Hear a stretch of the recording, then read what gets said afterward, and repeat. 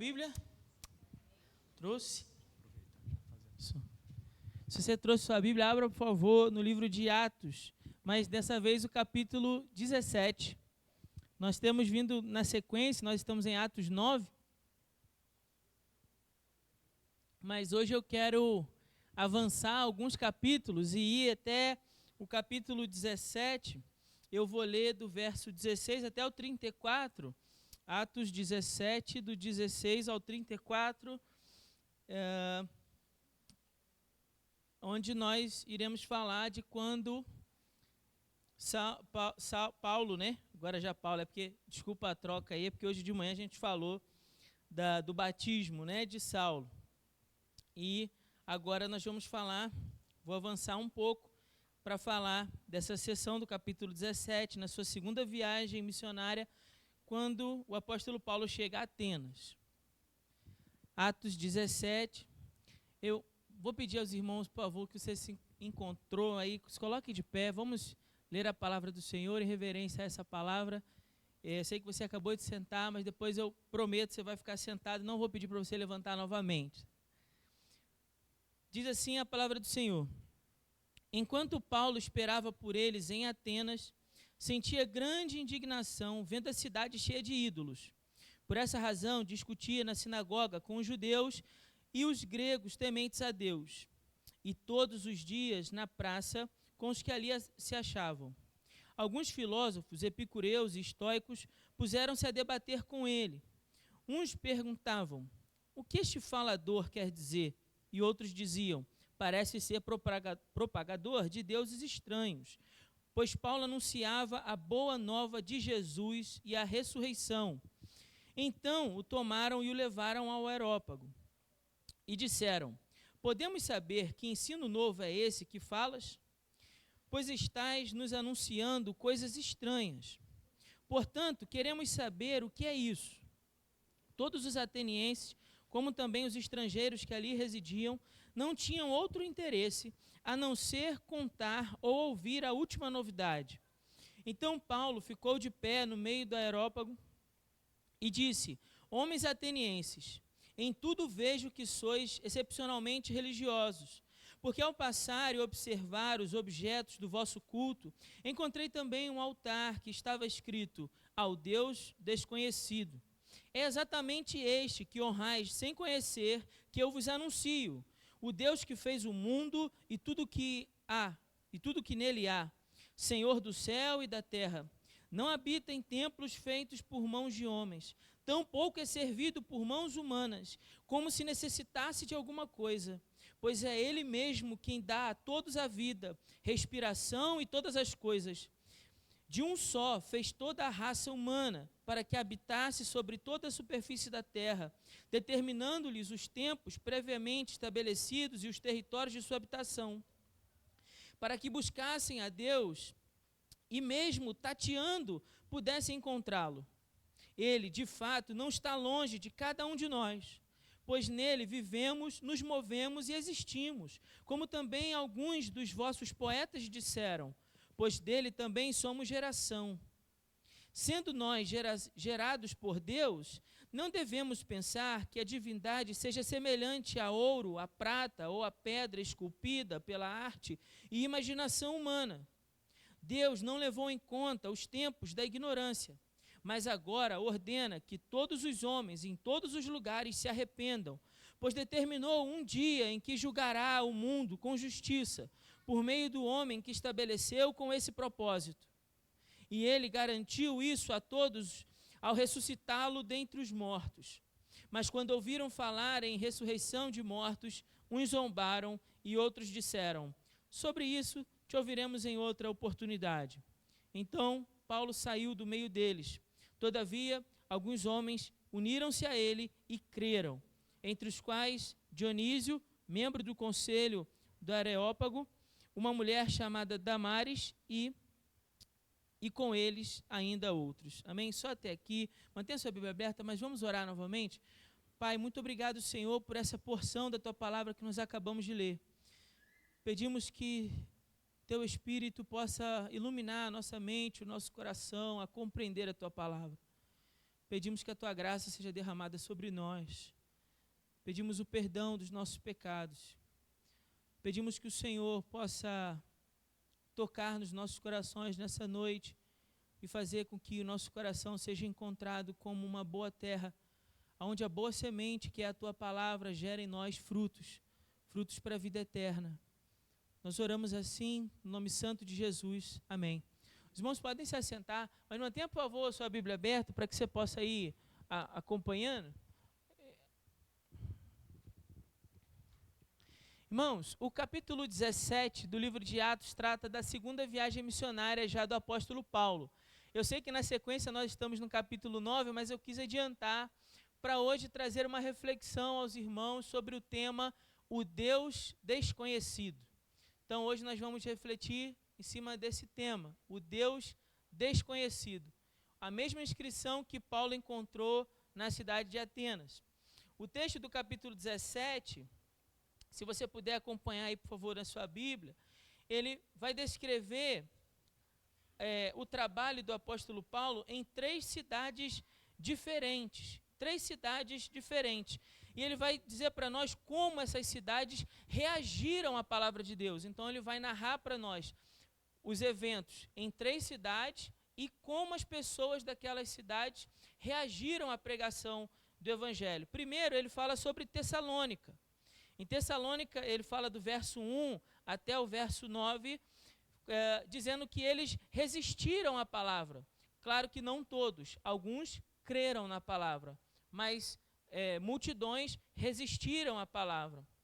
Depois ele narra do verso 10 até o verso 15, os crentes de Bereia, e fala que eles acolheram bem a palavra, a pregação do Evangelho, de maneira que à medida que o apóstolo Paulo ia falando, eles iam procurando nas Escrituras para saber se aquilo que ele estava dizendo ia de acordo, ia ao encontro do que dizia as Escrituras. E ali receberam bem a palavra. Depois o texto vai dizer, do verso 16 até o verso 34, que é essa seção que nós acabamos de ler, o quanto as pessoas de Atenas receberam a palavra. Poucos creram, alguns creram, ele diz lá no finalzinho, mas fala de muitos que ridicularizaram a pregação do Evangelho. É nessa parte que nós vamos hoje nos aprofundar, justamente na cidade de Atenas. O texto diz que ele vai ficar ali, na verdade, esperando, Silas e Timóteo, apenas de passagem. Não dá a entender que Paulo tivesse, naquele momento, a intenção de fazer aquilo, mas que pela oportunidade que surgiu, pelas circunstâncias que apareceram, Paulo aproveita a oportunidade para falar àquelas pessoas sobre a palavra de Deus. É importante observar a reação que acontece em cada uma dessas cidades e as reações diferentes daquelas pessoas naquelas cidades, o quanto elas também são próximas às reações das pessoas hoje, quando nós falamos da palavra de Deus. Você vê que não muda muita coisa. A maneira como eles reagiram no passado é muito parecida com a maneira com que as pessoas reagem hoje. A gente vai provar isso aqui à luz desse texto. Então, ao compartilhar da palavra de Deus pelo apóstolo, muitos resistem, outros ridicularizam, mas há ainda aqueles que creem e são salvos pela fé em Jesus. Então, ainda que a palavra seja pregada, muitas pessoas não deem atenção, outras até debochem, outras ridicularizem seus pregadores, ainda assim, no meio desses, há aqueles que vão ouvir e vão crer, e por isso serão salvos pela fé em Cristo Jesus. Nessa sessão que nós lemos, a gente vai analisar um pouco de como as reações acontecem em Atenas. Como os atenienses reagem à palavra de Deus e às lições apresentadas pelo apóstolo Paulo. Observe, os irmãos, que no texto que a gente acabou de ler, aí a gente tem três momentos acontecendo. O primeiro momento é quando o narrador, no caso Lucas, vai contar para nós qual é o propósito de Paulo em estar ali. Para que Paulo está ali? Ou, melhor dizendo, o porquê que ele está ali e o que vai motivá-lo a fazer o que ele vai fazer. Qual é o motivo? O que gera no coração do apóstolo para que ele tome a atitude que que o texto descreve que ele vai tomar. Depois, o segundo momento, a partir do verso 22, nós temos o discurso, então, que Paulo vai trazer no Areópago, né? Palavra que ele vai anunciar ali no Areópago. Agora, note que é um desejo deles de levá-lo para lá para ouvir o que ele tem a dizer, e eu vou explicar sobre isso. E, por final, a reação, então, de cada um diante do discurso depois que ele é apresentado. Primeiro, irmãos, veja que no verso 16 traz para nós algumas observações importantes, né? Paulo estava aguardando, ele estava esperando os seus companheiros de viagem. Mas em cima, no verso 15, ele vai falar que ele estava esperando Silas e Timóteo. Enquanto ele está esperando Silas e Timóteo, a Bíblia vai dizer que Paulo é movido por uma indignação diante de toda a idolatria que ele vê na cidade de Atenas. Ele observa o número enorme de altares e ídolos espalhados pela cidade, e aquilo gera uma indignação no apóstolo. Aquilo move o coração do apóstolo e o desejo de fazer alguma coisa, vendo a situação que aquela cidade se encontrava. Embora Atenas fosse o berço da filosofia, do conhecimento, da busca pelo conhecimento humano. Atenas também, naquele período histórico, para nós, a gente precisa lembrar que nesse momento da história da igreja, o mundo antigo é governado pelo Império Romano, e nesse período do mundo ser governado pelo Império Romano, a filosofia ateniense, o modo de vida ateniense, influencia boa parte da cultura romana. Então, o mundo, a principal capital, né, de influência daquele mundo, naquele período, era Atenas. E mesmo com aqueles homens e escolas filosóficas e pessoas muito instruídas, tentando buscar o conhecimento, a cidade era carregada por idolatria. Esse é o cenário que o autor vai descrever para nós também. E vai dizer no verso 17 que Paulo, então, decide fazer alguma coisa a respeito. Agora, olha que interessante. A primeira medida de Paulo foi ir para a sinagoga. Diz assim, por essa razão, discutia na sinagoga com os judeus. Qual é a culpa dos judeus, meu Deus do céu? Se ele vai para aquela cidade, chega lá, a cidade está cheia de ídolos, de altares pela cidade, idolatria permeando a cidade. Por que ele vai discutir na sinagoga? Lembrem os irmãos que ele vai para a sinagoga porque esse ímpeto de Paulo é, primeiro, mover o coração daqueles que já moram na cidade e que são conhecedores do Deus verdadeiro, que conhecem o Deus criador de todas as coisas. E como essas pessoas que estão lá, e os atenienses, né, no caso, os gregos, ele fala, e os gregos tementes a Deus, como esses homens conhecem a palavra de Deus, por que eles não estão fazendo nada? Olha que interessante, irmãos. A primeira atitude do apóstolo é ir lá para confrontar os que deveriam estar fazendo alguma coisa, mas não estavam. A cidade estava uma verdadeira bagunça. E aquelas pessoas estavam lá, presas na sinagoga, sem fazer absolutamente nada, sem tomar nenhuma posição, diante de toda a idolatria que a cidade vivia. Qualquer semelhança não é mera coincidência. Quem tem entendimento, entenda. Primeiros a serem confrontados são aqueles que estavam nas sinagogas, porque lembrem os irmãos, o chamado para o povo hebreu é o chamado de ser uma bênção para todas as nações. Para ser uma bênção a todas as nações. E como seria uma bênção para todas as nações, se aquele lugar onde eles estavam vivendo, eles não estavam influenciando, não estavam anunciando sobre o Deus verdadeiro. Então, essa ideia, outra coisa também que o verso 17 vai falar, é que todos os dias também ele vai para a praça. O final aí do verso, observe por favor os irmãos, olha, no final do verso diz, e todos os dias na praça. Então ele confronta os judeus e os gregos tementes a Deus na sinagoga, mas também ele vai fazer alguma coisa. Então ele não está ali só apontando o dedo, acusando uma omissão, mas ele também está fazendo, ele está indo para a praça e está anunciando a palavra. E essa atitude em Atenas é comum para a época. Lembre os irmãos que os sofistas eram aqueles versados na arte da oratória, da retórica, em que eles viviam muitas vezes indo pelas cidades, discursando nas praças, chamavam a atenção das pessoas, e no que chamavam a atenção das pessoas, devido à sua retórica, eles então ali alcançavam alguma forma de retribuição ou de compensação financeira. E dessa forma os sofistas viviam, indo de cidade em cidade, fazendo os seus discursos, movendo a emoção e o pensamento das pessoas, e dessa forma eles sobreviviam. Então, quando Paulo, eu vou ficar trocando direto, porque hoje de manhã a gente falou Saulo, né? O tempo todo falando Saulo, irmãos, me perdoa, tá? Toda vez que eu falar Saulo, você já entende que aqui a gente já está falando de Paulo, tá certo? Já estamos falando já dele convertido e sendo um apóstolo da igreja. Tá bom? Então, quando as pessoas veem Paulo anunciando ali, falando na praça, declamando na praça, né? Para elas é comum aquilo. Aquela visão, aparentemente, não quer dizer nada de novo, a princípio. A princípio. A gente vai ver como é que o texto se desenvolve, mas a princípio não. Algo normal. Agora, já no verso 18 até o verso 21, fala que alguns filósofos, note bem, alguns filósofos, epicureus e estoicos, puseram-se a debater com ele.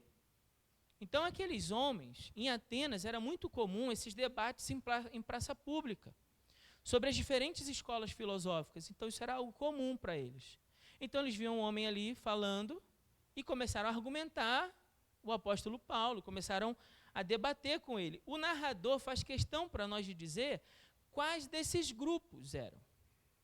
Ele faz questão de dar para nós o nome, epicureus e estoicos. Duas escolas que, naquele período em que o apóstolo Paulo está em Atenas, elas estão em maior destaque, e não é à toa. A gente vai ver e vai explicar sobre elas aqui. Mas elas estão em maior destaque. E justamente esses homens vão buscar debater com ele, vão perguntar o que esse falador quer dizer. A expressão aqui, em algumas traduções, está tagarela. A ideia no original, né, é como um pássaro que vai colhendo muitas sementes e vai espalhando muitas sementes. Eles estão aqui debochando do apóstolo Paulo. Estão dizendo assim, o que esse tagarela aí quer dizer? Como quem dissesse, o que esse homem aí que está pegando uma opção de ideia diferente, juntando como se fosse uma sopa de letrinha e falando um monte de abobrinha para a gente. O que ele está querendo dizer com isso? É um deboche. Tá certo? Talvez não dê para perceber muito na nossa tradução no português, mas a ideia aqui é que seja um deboche. Ele fala, parece ser propagador de deuses estranhos. E essa é uma expressão curiosa para esse texto demais. Deuses estranhos? Mas em Atenas tinha uma porção deles. Tinham tantos deuses, tinha um Deus praticamente para tudo. Tinha um altar e um Deus, uma estátua para praticamente tudo. A ponto de eles terem na cidade um outro altar e uma imagem para um Deus desconhecido, para não correrem o risco de deixar de adorar algum daqueles deuses, de deixar de honrar algum Deus. Então, assim, pode ser que a gente se esqueça de alguém. Vamos dizer assim, pode ser que a gente esteja esquecendo de alguém. Para a gente não esquecer de nenhum Deus, vamos colocar um aqui que seja o Deus desconhecido. Qual é o Deus desconhecido? Aquele que a gente esqueceu. Mas a cidade tinha uma opção de templos e altares justamente para buscar honrar esses deuses. O estranho é ele dizer, olha, um Deus estranho, diferente de tudo aquilo que a gente já ouviu por aqui. E Paulo anunciava a boa nova de Jesus e a ressurreição. O que é então que Paulo falava? Debates de filosofia? Embora ele fosse um homem muito culto? Não. Debates de teologia? Não. O que Paulo falava para aqueles homens? Sobre Jesus. A boa notícia de Jesus. Que Jesus veio para morrer pelos nossos pecados e foi ressurreto para nos salvar. Ele apresenta para aqueles homens a salvação em Cristo. Mas vamos entender um pouco que homens são esses. Bom, primeiro os epicureus. Que escola filosófica era essa? O que os epicureus acreditavam? Eles buscavam a vida boa. Os epicureus eram existencialistas, que buscavam a verdade por meio das experiências pessoais. Então, qual é a verdade? A verdade é aquilo que eu sinto. A verdade é aquilo que eu experimento. A verdade é aquilo que eu vivencio. A verdade por meio de uma experiência, não do raciocínio. Por isso, cada um tem uma verdade. E a sua verdade é absoluta em si mesma. Você tem uma verdade, o outro tem outra, e o outro tem outra, de maneira que não existe uma verdade absoluta para todos, mas cada um buscando a sua verdade diante das suas experiências pessoais e não de um raciocínio. Os epicureus eram materialistas, eles eram ateus. Seu objetivo na vida era sentir prazer. Então, a busca principal na vida é a busca pelo prazer e a busca por uma vida serena, refinada, sem qualquer ansiedade, sem qualquer dor também. Eles evitavam os extremos, na tentativa de manter um equilíbrio. No entanto, deixar de ter prazer como um alvo. Então, embora eu tentasse buscar ali o equilíbrio, o prazer era sempre o alvo final. Então, a gente evita os extremos, mas o prazer é o nosso alvo final. Esse é o que acreditavam os epicureus. Já os estoicos acreditavam em um Deus mundial ou um Deus universal, uma força mística, que interliga todas as coisas, que interage em tudo. Então, Deus é tudo e, ao mesmo tempo, tudo é Deus. Então, Deus é tudo em todos, mas Deus não é nada em específico. Era uma visão tanto panteísta, como se Deus estivesse permeando em todas as coisas como essa força mística, como eu já disse. Por isso a dificuldade de acreditar no Deus que Paulo está apresentando, porque Paulo está falando sobre um Deus que se manifesta como uma pessoa. Uma pessoa. Tem desejos, tem vontades, ele se revela de maneira pessoal. Os estoicos eram apegados à disciplina e ao domínio próprio. O prazer não era tão bom, a dor não era tão má. A coisa mais importante da vida para os estoicos era seguir a própria razão. Era uma espécie de autossuficiência, para não ser abalado por sentimentos ou circunstâncias.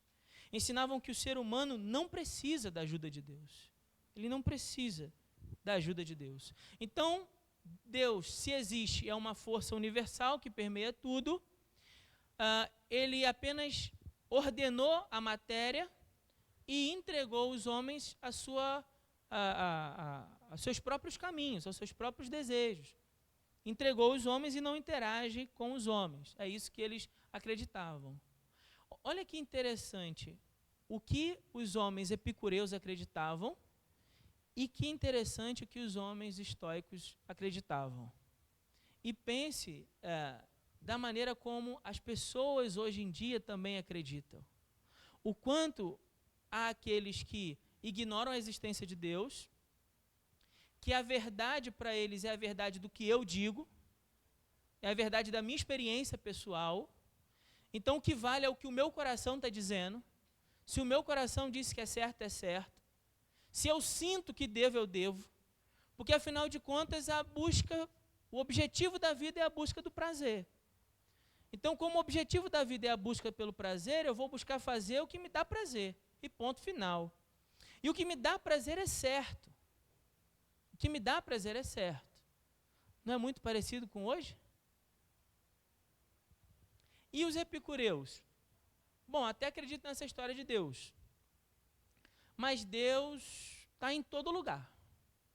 Deus é uma força que passa por todo mundo. Deus está em mim, Deus está em você, Deus está no cachorro, Deus está no macaco, Deus está na árvore, na lua, no sol. Deus está em tudo e em todos. Não é muito parecido com o que diz hoje? Mas aí quando você fala, sai desse Deus, dessa força mística para falar assim, olha, Deus se manifestou de forma pessoal em Jesus, pronto, aí você arrumou um problema sério, né? Imagina a seguinte situação. Eu já dei esse exemplo aqui, mas vou dar de novo. Você está lá num ponto de ônibus, começa uma discussão sobre o tempo, né? Tipo assim, quero matar o tempo aqui, não tem nada para a gente conversar, está chovendo, né? Ou hoje está sol, enfim, alguma conversa só para estabelecer a comunicação. E aí, de repente, alguém puxa o assunto sobre Deus. E aí, todo mundo ali no ponto, ou pelo menos algumas pessoas no ponto de ônibus, começam a falar sobre Deus. Não, Deus, realmente, olha, a humanidade precisa de Deus, porque Deus isso, Deus aquilo outro. Está todo mundo falando de Deus, aparentemente todo mundo concorda com aquela conversa. Quando, de repente, alguém fala assim, nós precisamos de Jesus. Aí a conversa muda de figura. aí a conversa muda completamente de figura. Você já se perguntou o porquê disso? Em algum momento você já falou assim, poxa, não é possível. Como as pessoas conseguem reagir tão mal quando a gente fala de Jesus? Quando esse Deus não é mais essa força mística, mas ele se manifesta de forma pessoal. Olha o que diz o autor de Hebreus. Hebreus capítulo 1, versos de 1 a 3, assim, no passado, por meio dos profetas, Deus falou aos nossos pais muitas vezes e de muitas maneiras. Nesses últimos dias, porém, ele nos falou pelo Filho, a quem designou o herdeiro de todas as coisas e por meio de quem também fez o universo. Ele, ou seja, o Filho, é o resplendor da sua glória e a representação exata do seu ser. Vou repetir, Jesus. O autor de Hebreus está falando sobre Jesus, o Filho de Deus. Ele diz, ele é a representação exata do seu ser, sustentando todas as coisas pela palavra do seu poder e tendo feito a purificação dos pecados, pelo seu sacrifício e morte na cruz, assentou-se à direita da majestade nas alturas. O que o autor de Hebreus está dizendo? Que Deus falou antes por meio dos patriarcas e profetas, mas que naquele tempo, na vinda de Cristo, Deus decidiu se manifestar em forma humana. O apóstolo Paulo, em outra carta, vai dizer, o mistério que esteve oculto desde todos os séculos, mas que agora se tornou manifesto, Cristo em nós, a esperança da glória. Então, Deus decidiu se manifestar como uma pessoa. Por isso, o discurso de Paulo atrai tanta atenção daqueles homens e conflita com os pensamentos que eles seguiam. Bom, o homem é autossuficiente, um diria. O homem não precisa de Deus. E o outro diria, Deus nem existe. Que conversa, hein? Deus nem existe. Enquanto o outro diz, não, se ele existe, deixa ele lá, nós aqui. Afinal de contas, a gente não precisa dele. E aí Paulo está dizendo, não. Existe um Deus que criou todas as coisas, inclusive vocês, e que sustenta a vida de vocês. De maneira que a vida de vocês só é possível porque ele a sustém. Por isso eles vão falar aqui, no verso 18, que ele é como um tagarela, né? Um pássaro espalhando grãos, ideias sem sentido. O Areópago era um lugar onde o conselho da cidade, então, se reunia para discutir as questões daquela cidade e outros debates das escolas filosóficas. Então, eles iam para lá, já era um lugar comum para aqueles homens discutir ideias. Então, se Paulo estava pregando lá na praça, estava discutindo as ideias na praça, ele falou assim, não, vamos fazer isso certo. Vamos fazer do jeito certo. Vamos lá para o Areópago e lá a gente vai discutir sobre o que você está falando. A gente vai ouvir o que você está dizendo. Então, isso aparece do 19 até o 21, e a partir do verso 22, nós temos a parte mais importante desse texto, que é quando o apóstolo Paulo, então, começa o seu discurso. Vai do 22 até o 31. Acompanhe, por favor, na sua Bíblia, ele vai dizer assim, então Paulo ficou de pé no meio do Areópago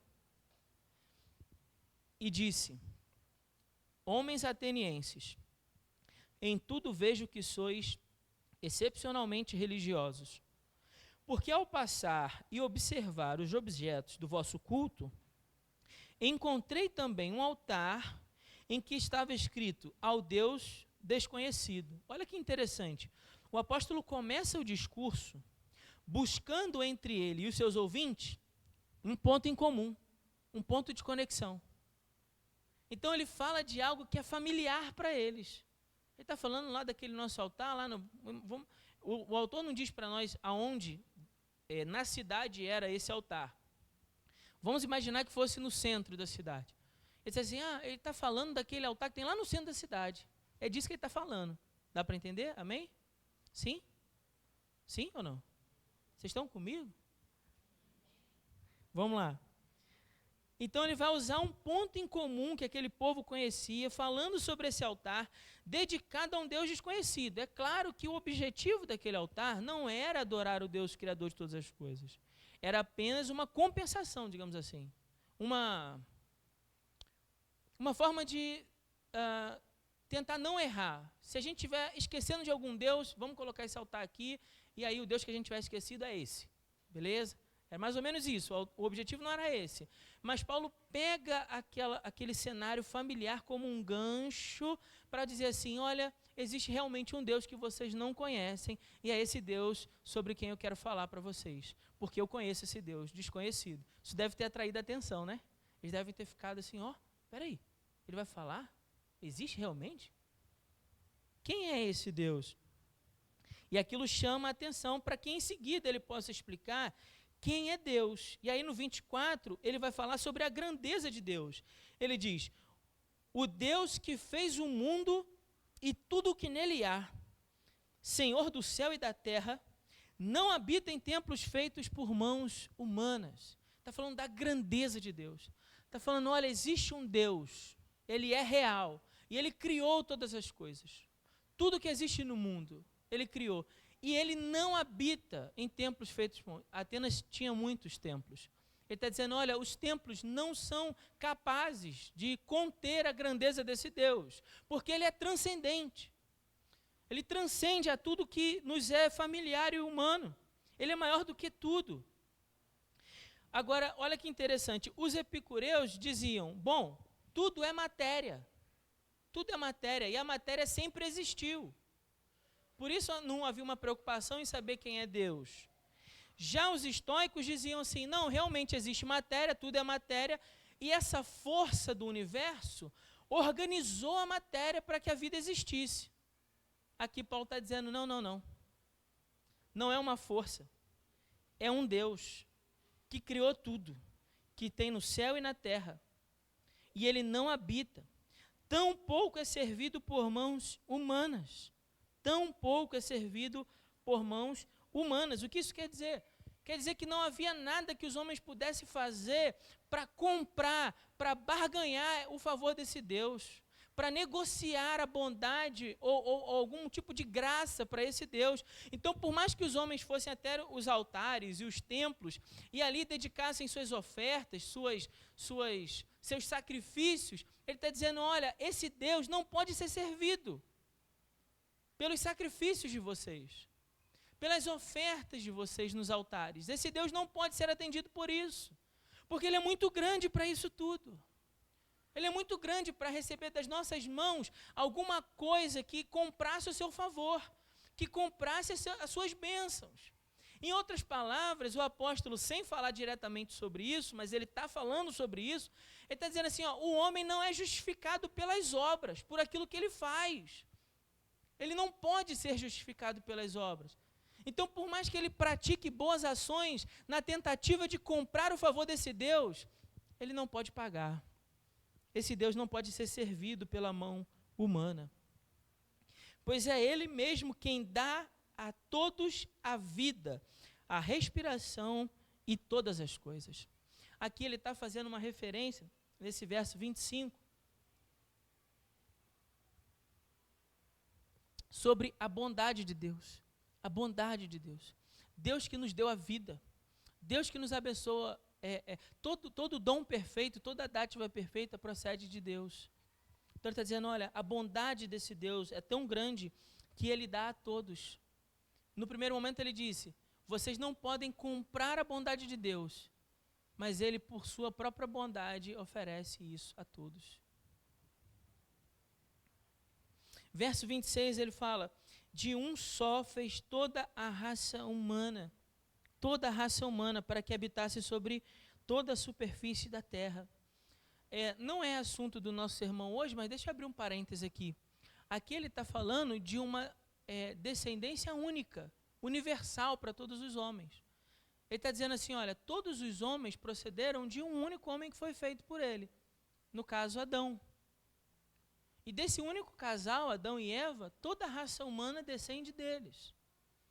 Agora, por que isso é interessante para nós pensarmos aqui nessa afirmação do apóstolo? Não é o assunto que ele está tratando, mas eu acho que serve para nós, por isso eu quero abrir um parênteses. Porque se todos nós procedemos de um único casal, não há espaço para o racismo. Porque todos nós viemos do mesmo casal original. Percebe? Então, o argumento de Paulo da descendência universal, né, desse casal original, também é para nós um argumento contra qualquer espécie de racismo. Todos viemos do mesmo casal. Percebeu a lógica assim? Então, fecha parênteses, vamos voltar aqui o texto. Ele está apontando para nós essa ideia de um povo que vem criado por Deus, descendente de um casal, determinando-lhes os tempos previamente estabelecidos e os territórios da sua habitação. Por que ele está dizendo isso? Determinando previamente os tempos estabelecidos. Ele está exaltando a soberania de Deus. Ele está dizendo, olha, existe um Deus, Ele é criador de todas as coisas, Ele é grande, não pode habitar em mãos humanas, Ele é bondoso, não pode servir, mas dá a todos livremente, e esse Deus governa tudo. Ele é soberano. Ele governa tudo. Verso 27 diz, para que buscassem a Deus e mesmo tateando, pudessem encontrá-lo. Do que Paulo está dizendo? Imagina a seguinte situação, a sua casa faltou luz, certo? Faltou luz. E aí, foi de repente, você estava lá na sala e você vai buscar alguma coisa no quarto. E aí você não está conseguindo enxergar nada, não tem luz absolutamente nenhuma. Vamos imaginar que você não tem o celular para usar de lanterna, beleza? Então você está lá e você está fazendo o quê? Você vai tentando tatear para encontrar as coisas, né? Mas você não está conseguindo encontrar. Elas estão ali, falta luz. Você não consegue. Aqui Paulo está dizendo que mesmo tateando, os homens poderiam encontrar. Ele está usando o mesmo argumento que ele usou quando ele escreveu aos Romanos. Ele está falando do argumento da criação. Ele está falando sobre o que de Deus nós podemos conhecer por meio da obra criada. Quando a gente olha para a criação, esse olhar do homem para a criação nos permite compreender que existe um Deus criador. Percebe? Imagina quando eu sempre uso esse exemplo com a minha classe, quando a gente fala sobre a existência de Deus. É quando você faz aquela viagem para algum lugar bem bacana, e aí você chega lá naquela paisagem e você vê aquele lugar tão bonito que você fala assim, nossa, que lugar lindo. Isso aqui só pode ser obra de Deus. Não é assim? Ou quando você sai do grande e vai para o pequeno e observa, por exemplo, a beleza de uma flor, e você olha aquela beleza tão intensa, e no pequeno você diz, que coisa linda, Deus criou isso aqui. Ele está falando disso, ele está falando daquilo que de Deus nós podemos conhecer por meio da sua obra. Só que o argumento lá em Romanos, Paulo é ainda mais incisivo, ele vai dizer, olha, o que de Deus foi manifestado a nós, o que de Deus nós podíamos conhecer, foi manifestado a nós, mas ainda assim o homem se nega a reconhecer que ele existe, e ao invés disso, nega a adoração que deveria dar a ele, e é disso que ele está falando, e ele diz, olha, para que buscassem, e mesmo tateando, pudessem encontrá-lo. Verso 27, finalzinho, ele fala, de fato, ele não está longe de cada um de nós. Olha como é que ele passa desse argumento da revelação por meio da criação, e agora começa a aproximar esse Deus de nós. Ele não está longe de nós. Verso 28, pois nele vivemos, nos movemos e existimos. Ele está falando da imanência. Primeiro ele falou da transcendência, Deus é maior do que toda a criação. E agora ele está falando da imanência, ou seja, Deus está na criação. Deus se manifesta na criação, por meio da criação.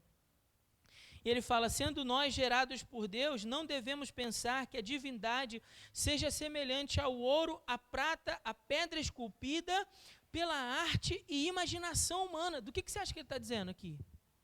Vou repetir, pensa aí. Não devemos pensar, estou lendo o verso 29, que a divindade seja semelhante ao ouro, à prata ou à pedra esculpida pela arte e imaginação humana. Do que você acha que ele está falando? Das esculturas que haviam pela cidade. Está dizendo, olha, não devemos pensar que Deus é semelhante a isso. Deus é muito maior do que isso. E ele fala assim, Deus não levou em conta os tempos da ignorância.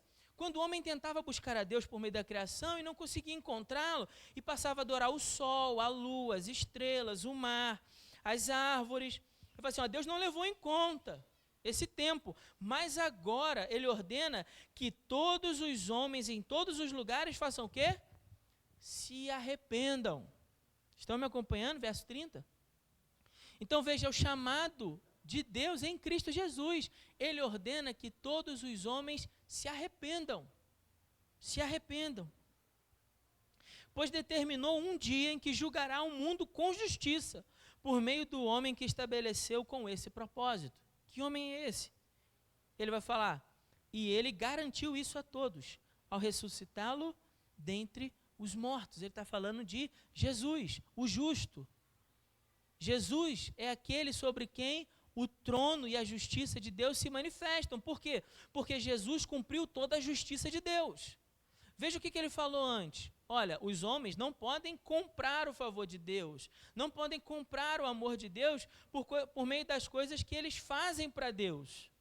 Agora ele vira e diz assim, bom, mas há um homem, o justo, a esse sim Deus deu a ele o direito, a autoridade para julgar todas as coisas. E ele é Jesus. E ele fala mais, e Deus provou isso quando ressuscitou ele dentre os mortos. Por quê, pastor? Porque Jesus é o primeiro que ressuscita dentre os mortos e recebe um corpo glorificado para permanecer por toda a eternidade. Por isso Jesus é o primogênito, não só porque ele é o primeiro filho, mas porque ele é o primeiro em tudo, inclusive na ressurreição dos mortos. Então, assim como Jesus, aqueles que creem em Cristo também irão ressuscitar no último dia. Terão seus corpos transformados para que possam permanecer por toda a eternidade com o Senhor Jesus. Mas antes desse momento, ele está dizendo, olha, antes desse momento haverá um tempo onde o Senhor há de julgar todas as coisas. Porque, veja, irmãos, Paulo está apontando para Jesus, mas ele não está passando pano aqui. Ele está apontando para Jesus, mas ele está dizendo, olha, Jesus é aquele por meio de quem Deus também fará justiça. Às vezes nós apresentamos o evangelho para alguém e apenas nos concentramos na ideia de que Jesus te ama. Bom, isso é muito bom, mas é apenas uma parte. Porque na cruz do Calvário, ali foi manifesto o amor de Deus, mas também toda a justiça de Deus. Porque na cruz, Deus revela o seu amor por nós, tendo Cristo morrido pelos nossos pecados, mas também na cruz, Deus manifesta a sua justiça. Porque Ele pune em Jesus os nossos pecados. Então, na cruz do Calvário, o que nós estamos vendo ali é a manifestação do amor de Deus, que morreu por nós, mesmo nós sendo pecadores, mas também da sua justiça, em não deixar os pecados dos pecadores impunes, mas de celebrar a sua justiça no seu Filho. Percebe? Amor e justiça manifestos na mesma cruz. Então, por isso ele vai dizer, olha, Jesus é aquele por meio do qual Deus vai determinar a sua justiça no tempo certo. E aí, o verso 32 até o verso 34 vai mostrar para nós qual é a reação dos ouvintes. E essa aqui é a última parte do texto, quando ele vai dizer, olha, mas quando ouviram falar de ressurreição dos mortos, já que eles não acreditavam nisso, né, na ressurreição dos mortos, eles vão reagir a isso e vão dizer, olha, uns zombaram e outros disseram, sobre isso te ouviremos em outra oportunidade. Não dá para a gente entender aqui qual é o tom. Vocês estão dizendo assim, por exemplo, preste atenção, sobre isso aí a gente pode conversar uma outra hora, como quem dissesse assim, eu quero até saber mais, mas não agora, nesse momento, depois a gente pode voltar nesse assunto. Isso seria um tom. Outro tom seria, isso aí a gente conversa depois, como quem quisesse se livrar da conversa, percebe? Não dá para a gente saber qual foi o tom. O que ficou claro é que alguns zombaram daquela palavra. E aí no verso 33, então, vai dizer que Paulo sai do meio deles, e no 34, diz assim, alguns homens, uniram-se a ele e creram. Então, muita gente zombou, outros disseram que depois pensavam sobre isso, mas o fato é que alguns creram naquela palavra. Alguns creram naquilo. E fala assim, entre os quais Dionísio, membro do conselho do Areópago, e uma mulher chamada Damares, e com eles ainda outros. Então, houve aqueles que realmente deram atenção para a mensagem do apóstolo Paulo. Irmãos, o que nós podemos aprender desse texto para a nossa vida? Bom, a primeira lição que nós precisamos ter em mente quando a gente lê esse texto é que Deus chama todos os homens ao arrependimento. Deus chama todos os homens ao arrependimento. Veja que a cidade, o povo de Atenas, era um povo que se entendia muito educado, muito instruído, muito inteligente, muito autossuficiente, mas um povo tremendamente místico. Olha para os dias de hoje.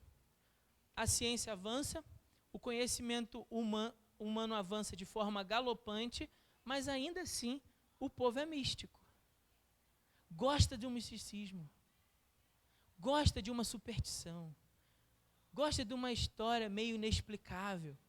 Se mistura ciência com alguma coisa mística, então juntou fogo e gasolina. Vai incendiar. Vocês estão entendendo o que eu quero dizer, né? Eu vou repetir e aí você ouve de novo o que eu estou falando. Se juntar alguma coisa de ciência com alguma coisa mística, juntou fogo e gasolina. Vai incendiar. Eu não preciso ser mais explícito, né? A gente está gravando, não quero ser tão explícito assim, mas vocês já entenderam, alguns já entenderam, já dá para perceber que alguns já pegaram o que eu quero dizer sobre isso. Né? Vocês estão vendo aí na cidade. Então, não muda muita coisa. Não muda muito. Mas qual foi a atitude do apóstolo Paulo? Falar de Jesus, anunciar a boa nova de Jesus. Primeiro, Paulo vai lá e sacode aqueles que deviam falar e não estavam falando. E depois Paulo vai lá para a praça, se expõe em praça pública, mas não se acovarda e fala o que devia falar. E a gente deveria aprender muito com o exemplo do apóstolo Paulo aqui. O nosso dever é fazer o que o apóstolo Paulo fez, porque Deus chama todos os homens ao arrependimento. Então, dessa maneira, a gente dá a oportunidade para que as pessoas ouçam falar do Evangelho. Agora, uma outra lição aqui é usar de inteligência. Porque o apóstolo não chega lá e fala de qualquer jeito. Aqueles homens até zombaram de Paulo como se ele fosse menos instruído. Olha só, Saulo era de qual cidade, você lembra? Quem lembra aqui de qual cidade era Saulo? De Tarso. Agora, naquele período histórico, o que era a cidade de Tarso? Uma cidade extremamente culta, berço de muitas escolas filosóficas. A gente pode dizer que Tarso só perdia para Atenas. Então aqueles homens ridicularizaram Paulo, achando que ele não era um homem instruído, mas se surpreenderam, porque Paulo era extremamente instruído. Ele não só era versado na cultura grega, como ele também conhecia a própria cultura judaica, né, e falava outros idiomas, inclusive tinha cidadania romana. Paulo era um homem que falava muitas línguas, conhecia muitas culturas. É porque eu não quis aprofundar nesse assunto, porque não é assunto para a gente, pelo menos não nesse momento. Mas há duas falas aqui no discurso de Paulo que são falas de outros filósofos. Ele toma emprestado essas falas de filósofos atenienses e usa a favor de Deus, usando para o seu próprio argumento, apontando para Jesus. Olha que interessante. Então, ele com muita habilidade. O que eu quero dizer com isso? É necessário também que a igreja tenha essa sensibilidade na hora de apresentar Jesus. Paulo fala da revelação geral, e da revelação geral ele aponta para Jesus. E depois de apontar para Jesus, ele faz uma aplicação prática. Ele diz, olha, agora é necessário que todos se arrependam. Em outras palavras, vocês precisam tomar uma posição diante do que vocês ouviram. Porque haverá o dia que Deus irá julgar os homens.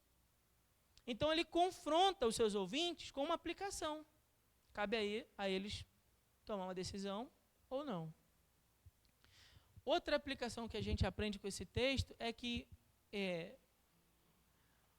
aquele que não reconhece Cristo como seu Senhor e Salvador precisa tomar muito cuidado se não está perdendo a oportunidade de reconhecer a mensagem do Evangelho. Quando aqueles homens zombaram de Paulo, eles estavam desperdiçando a oportunidade de serem salvos. Eles estavam desperdiçando a oportunidade de ter sua vida salva e transformada por Jesus. E, infelizmente, muitas pessoas zombam porque elas se julgam mais inteligentes, mais instruídas, mais capazes, mais preparadas, e que a mensagem do Evangelho é um conto de fada, é conversa. Uma vez eu escutei de um amigo, igreja é para quem tem a mente fraca.